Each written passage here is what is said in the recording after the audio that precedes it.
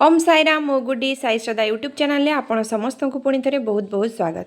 Friends मु आज नहीं आसी आपण मानक ब्रेड रे गोटे बहुत ही सुंदर स्नैक्स रेसिपी जोटा बनवाई बहुत ही इजी और खायापी बहुत स्वाद।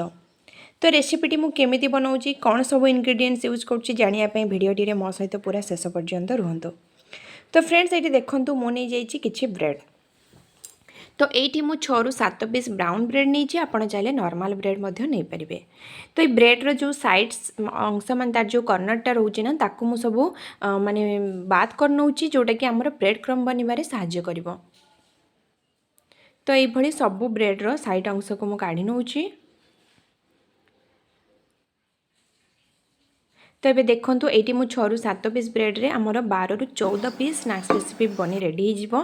एबे तार जो साइड अंश को बात करती ना ताको गोटे मिक्सिंग जार रे दे ताको ब्रेड क्रम बनै नेबी जोटा कि रेसिपी रे आमर यूज रे लागिवो।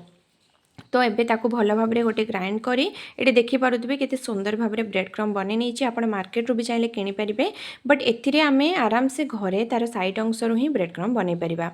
तो एबे मु गोटे बाउल नहीं आ बाउल ले देबी एबे 2 ରୁ 3 ରୁ 4 चामच भलिया बेसन। आपण चाहिए एथिरे बेसन बदलले मैदा किंबा कॉर्नफ्लोर यूज करें। तो ये बेसन दे सारिबा परे एबे मु दउछि एठी गोटे पिंच भलिया हळदी बहुत ही अल्प क्वांटिटी और स्वाद अनुसार लुण किछि लंका गुंड ताकू नहीं नॉर्मली आमे जेमिति पानी दे माने बेसन फेंटू से भलिया ही फेंटिबा। बट किंतु तार कंसिस्टेंसीटा टिके पतला रहिबो माने अधिक बहलिया करिबा नहीं। तो ये भलिया ही ताकू भल भाव में मिक्स करि नेबी। एठी देखि पारुथिबे बेसन आमर पूरा भल भाव में मिक्स हो गलानी। एबे देखंतु मो एठी नेछि मात्र 3 फाड़ आलू आलूर माने यूज मो बहुत ही कम करछि। आपण अल्प आलू रे आउ मात्र 6-7टी ब्रेड रे केते गुडिया स्नैक्स रेसिपी बनै पारिबे मो आपन को सेटा ही देखैबी। तो देखंतु एठी आलू गुडी को नै तार चुप्पा छडै नेछि और ताकू आपण गोटे स्पून साहाय्य बा हाथ रे ताकू मैश कर नेबे भल भाव में।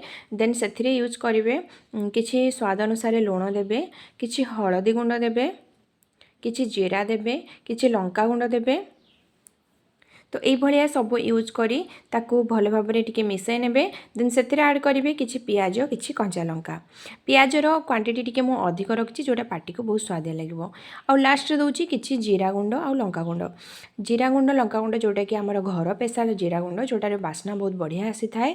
आपण चाहिले एथिरे गरम मसला मध्ये यूज करि परिबे। ताकू देई भल भाव में एई भले टिके मिसई नेबे।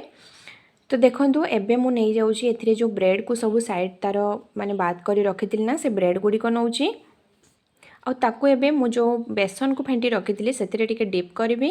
एई भली ताकू भल भाव में बेसन ले देले ना तार आलूटा भल भाव में तार स्टफिंगटा भल भाव में लागिकी रहिबो। सेति पई ताकू भल भाव में टिके बेसन रे डिप कर नेबे। एबे ताकू आलू रे भल भाव में स्टफिंग दे देबे। तो एई भली आलू को चारिआडे पूरा भल से स्टफिंग दे देबे।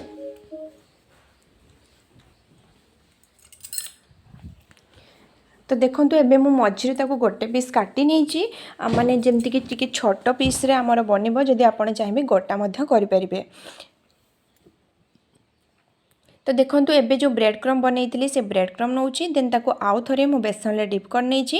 देन ब्रेड क्रम रे भल भाव रे पूरा सेट होबा पई ताको सेथिरे मु प्रेस करिकि भल भाव रे ताको सेट कर नउछि जेमति तेल रे पडु पडु ब्रेड क्रम गुडी को हमर खसी न जाऊ सेति पई ताको भल भाव रे टिके एथिरे मु दे दउछि। आ एटा बनेबा बहुत इजी। आपण आलू को जदि पूर्वरु सिझै के रखिथिबे ना ताले आपण को बहुत अल्प टाइम लागिवो ए जळखिया को बनेबा पई। और विश्वास करूँ खायापी भी यहाँ बहुत बढ़िया लगे।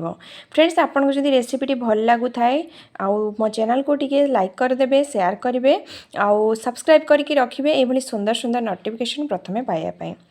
तो देखो ये मु सबू ब्रेड गुड़िक माने बनई नहीं से भाया। देन एबे मु गोटे कड़े बसई कड़े किसी रिफाइन ऑयल गरम करुच्ची और तेल टिके भल भाव में गरम करेंगे नहले ब्रेड गुड़िक तेल सक अधिक कर नहीं पारे।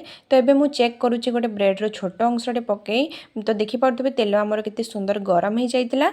एबे मु गोटे पर गोटे ब्रेड गुड़िक सब छाड़बी। तो ये देखो तेल आमर पूरा परफेक्ट गरम अच्छी आउ गरम हेले जाई पकेबे नले आमर तेल टाणी जीवो। तो देखो केते सुंदर भाव तार कलर मध्य आसुची। तो ये मु आउ सब गुड़िक पकईना ताको टिके डार्क ब्राउन कलर हैला पर्यंत तेल रे छाड़बी।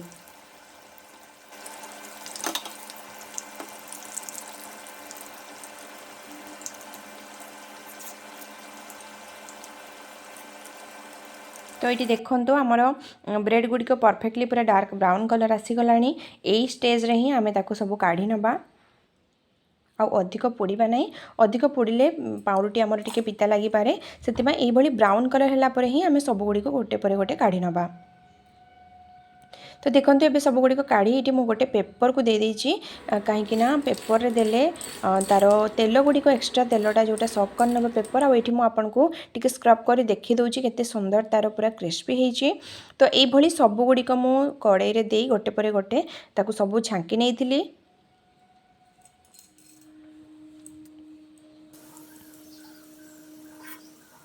तो ये देखो सब गुड़िक मोर माने स्नैक्स रेसिपी बनी रेडी होती आप देखिपे 6-7 पाउरुटी केते सारा स्नैक्स रेसिपी बन के रेडी होती जोटा कि आप माने 2-4 जन आराम से खाई पारे आईटा बेसी भी खाई पारे 2-3टा खाइले ही आपंकर पेट पूरीज।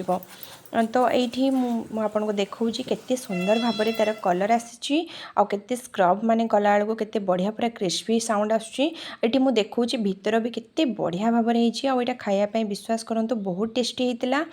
आपण माने निश्चित थोड़े रेसिपीटी को बनइबे और केमती लागला मते कमेंट बॉक्स रे जणइबे। रहुची धन्यवाद।